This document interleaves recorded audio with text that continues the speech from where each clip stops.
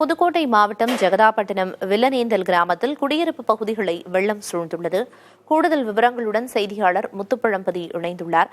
முத்துப்பழம்பதி, குடியிருப்பு பகுதிகளில் வெள்ளம் சூழ்ந்திருக்கிறதுனால அந்த பகுதி மக்கள் பாதுகாப்பாக தங்க வைக்கப்பட்டிருக்காங்களா? என்ன விவரம்?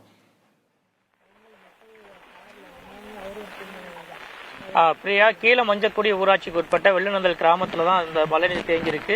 இப்போ இந்த மழைக்கு மட்டும் இல்ல, ஒவ்வொரு மழை காலகட்டத்திலுமே இதே ஒரு மழைநீர் தேங்குவதால் பெரும் அவதிக்கு உள்ளாவதாக அந்த மக்கள் சொல்றாங்க. இப்போ புதுக்கோட்டை மாவட்டத்தின் கடலோர பகுதிகளில் தொடர்ந்து இன்று காலை முதலே பரவலாக விடாமல் மழை பெய்து வருகிறது. இதனால் கோட்டைப்பட்டினத்தில் ராம்நகர் உள்ளிட்ட பகுதிகளில் மக்கள் பாதிப்புக்குள்ளானதால அவங்க நிவாரண முகாமில் தங்க வைக்கப்பட்டிருக்காங்க. இப்ப நம்ம பார்க்கக்கூடிய காட்சி வெள்ளநந்தல் கிராமத்துல ஒரு குடியிருப்பு பகுதி, கிட்டத்தட்ட 30 வீடுகள் இருக்கு. அந்த வீட்டுக்குள்ள முழுமையா தண்ணீர், அந்த வீடுகள் சுற்றி தண்ணீர் தேங்கி நிற்பதால மக்கள் பெரும் சிரமத்துக்கு உள்ளாராங்க. இப்போ மிதமான மழை பெஞ்சிட்டு வர சூழலையே இந்த தண்ணீர் தேங்கி நிற்கும் போது தொடர்ந்து கனமழை பெய்தால் ஒட்டுமொத்தமாக இந்த குடியிருப்பு மக்கள் வெளியே வர முடியாத சூழலுக்கு தள்ளப்படுவதாக அவங்க தெரிவிக்கிறாங்க. அருகே வெள்ளநந்தல் ஒரு பெரிய குளம் இருக்கு. அந்த குளத்துல உடைப்பு ஏற்பட்டாலோ அல்லது மடை திறக்கப்பட்டாலோ இன்னும் பேராபத்தை சந்திக்க வாய்ப்பு இருப்பதாகவும் தெரிவிக்கிறாங்க. இது குறித்து அதிகாரிகளுக்கு அவர்கள் புகார் தெரிவித்து விட்டதாகவும் உடனடியாக இந்த வரத்து வாய்க்கால்களை மீட்டு கொடுக்கணும், கால்வாய் மீட்டு இந்த மழைநீரை அப்புறப்படுத்த வேண்டும் உங்களுக்கு கோரிக்கை விடுத்திருக்காங்க. இது குறித்து கூட அந்த கிராமத்தை சேர்ந்த ஒருத்தர் இருக்காரு. இப்ப அதிகாரிகள் என்ன சொல்லியிருக்காங்க உங்களுக்கு? சார், நான் விஓவிடம் கம்ப்ளைண்ட் பண்ணேன். அவர் சொன்னார் நான் பார்க்குறேன் அப்படின்னு. இது வரைக்கும் அவர் பார்க்கவே இல்லை. அதுக்கப்புறம் நம்ம பிடிஓ ஆஃபீஸுக்கு ஃபோன் பண்ணேன். அவங்க சொன்னாங்க நீங்கள் பிடிஓ போய் பாருங்க அப்படின்னு. அங்கே ஃபோன் அடிச்சு அவங்க சொன்னாங்க உடனே நீங்கள் கிளர்க்கு மூலியமாக சொல்லி ஒன்று சரி பண்ணுங்க அப்படின்னு. அவருக்கு ஜேசிபி சொன்னார், அந்த ஸ்டேஜ் பிரேக் டவுன் ஆயிடுச்சு அப்படின்னு சொன்னார். இன்னொரு ஜேசிபிக்கு அடிச்சு அவங்களும் பிரேக் டவுன் ஆயிடுச்சுன்னு சொல்லிட்டாங்க. இது வரைக்கும் எந்த வண்டி வரல, ஜேசிபி வர முடியாத சூழ்நிலை. இது இப்போக்கு இவ்வளோ தண்ணி இருக்கு, இன்னும் போக போக அதிகரிக்க வாய்ப்பு இருக்கு சார். என்ன மாதிரி பாதிப்புகள் நீங்க சந்திக்கிறீங்கம்மா? பாதிப்பு எங்க அம்மாவுக்கு பாம்பு அடிச்சிருக்கு. கடிச்சு தூக்கிட்டு போக கூட வழியில ஆட்டோக்காரங்க வர மாட்டேன்ட்டாங்க. நான் ரொம்ப பைக்ல எடுத்து போனா ஆட்டோ உள்ள வரதில்ல. எங்களால எவ்வளவு கஷ்டப்படுறாங்க. ஒரு வாரமா இந்த மாதிரி எங்களுக்கு இருக்கு. பிள்ளைய தூக்கிட்டு போக முடியல, ஆஸ்பத்திரி தூக்கிட்டு போக முடியல. நான் என்ன செய்யறது? பிள்ளைய ஸ்கூலுக்கு போக முடியல, எதுக்கும் போக முடியல.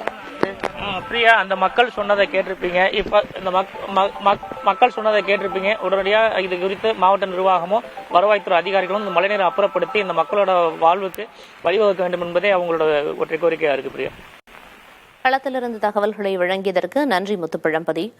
அடுத்ததாக டித்வா புயல் காரணமாக கடலூரில் கடல் கொந்தளிப்புடன் காணப்படுகிறது. இது தொடர்பான கூடுதல் விவரங்களோடு இணைந்திருக்கிறார் செய்தியாளர் ஸ்ரீதர். கடலூர்ல டித்வா புயல் காரணமாக மழை பொழிவு எந்த அளவுக்கு இருக்கு? கடற்கரை பகுதிகளில் என்ன மாதிரியான சூழல் நிலவி வருது?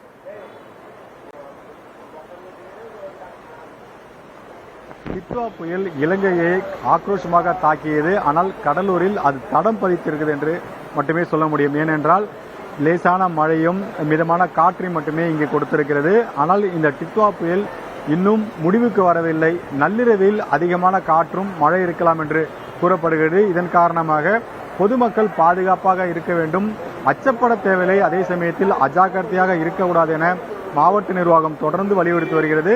காவல்துறையும் பல்வேறு விதமான பாதுகாப்பு நடவடிக்கை மேற்கொண்டிருக்கிறது.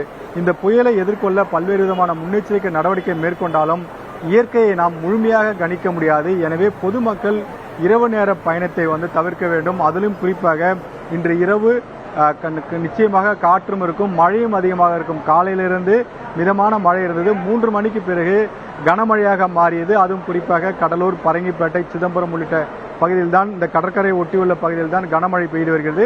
இந்த கனமழையின் காரணமாக பல இடங்களில் மின்சாரமும் துண்டிக்கப்படுகிறது. குறிப்பாக லேசாக வீசிய காற்றின் காரணமாக சில இடங்களில் மரம் முறிந்து விழுந்திருக்கிறது.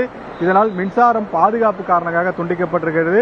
விரைவில் மின்சாரம் அங்கு சரி செய்யப்பட்டு மீண்டும் கொடுக்கப்படும் என்று சொல்லப்பட்டாலும் பொதுமக்கள் இரவு நேரங்களில் பயணத்தை தவிர்க்க வேண்டும். குறிப்பாக நாம் கடலூர் நகரப்பகுதியில் இருக்கிறோம். இந்த பகுதியில் இன்று மாலை 3 மணியிலிருந்து பெய்த மழையின் காரணமாக பல இடங்களில் தண்ணீர் தேங்கி நிற்கிறது. அதே சமயத்தில் கடல் சீற்றமும் சற்று நேற்றை ஒப்பிடும்போது இன்று மாலை அதிகமாக இருக்கிறது. இது மேலும் அதிகரிக்கக்கூடும் என்று எதிர்பார்க்கப்படுகிறது. எனவே கடற்கரை ஒட்டியுள்ள கிராம மக்கள் பாதுகாப்பாக இருக்க வேண்டும்.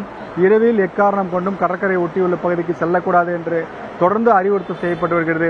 தேவையான பாதுகாப்பு நடவடிக்கை மேற்கொண்டாலும் பொதுமக்கள் ஏதேனும் பாதிப்பு என்றால் உடனடியாக பொதுமக்கள் மாவட்ட நிர்வாகத்தை தகவல் கொடுத்தால் மீட்பு மற்றும் பாதுகாப்பு நடவடிக்கை மேற்கொள்ளப்படும் என்று மாவட்ட நிர்வாகம் உறுதியாக தெரிவித்திருக்கிறார்கள். கடலூரில் என்ன நிலவரம் என்பது தொடர்பான தகவல்களை களத்திலிருந்து வழங்கியதற்கு நன்றி ஸ்ரீதர்.